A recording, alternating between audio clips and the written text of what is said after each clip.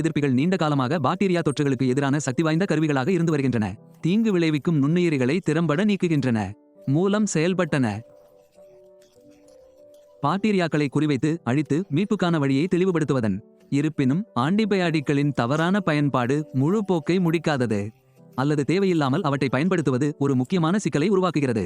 இந்த தவறான பயன்பாடு சில பாக்டீரியாக்கள் உயிர் வாழவும் அவற்றை கொல்லும் மருந்துகளுக்கு எதிராக பாதுகாப்பு கவசங்கள் போன்ற பாதுகாப்பை உருவாக்கவும் அனுமதிக்கிறது. இந்த புதிய எதிர்ப்பு திறன் கொண்ட பாக்டீரியாக்கள் பின்னர் வேகமாக பெருகி தங்கள் பாதுகாப்பை மற்ற பாக்டீரியாக்களுக்கும் பரப்புகின்றன. அவை விலங்குகளிடமிருந்து மேற்பரப்புகளுக்கும் இறுதியில் மனிதர்களுக்கும் பரவக்கூடும். இதனால் தொற்றுகளுக்கு சிகிச்சையளிப்பது மிகவும் கடினமாகிறது. இந்த எதிர்ப்பு என்பது பொதுவான நோய்கள் மிகவும் ஆபத்தானதாக மாறும் வலுவான அதிக விலை கொண்ட சிகிச்சைகள் தேவைப்படுகின்றன. சில சமயங்களில் சிகிச்சையளிக்க முடியாத நிலைமைகளுக்கும் வழிவகுக்கும். பரவலான ஆன்டிபயாட்டிக் எதிர்ப்பின் விளைவுகள் கடுமையானவை, உலகளவில் பொது சுகாதாரத்தை பாதிக்கின்றன.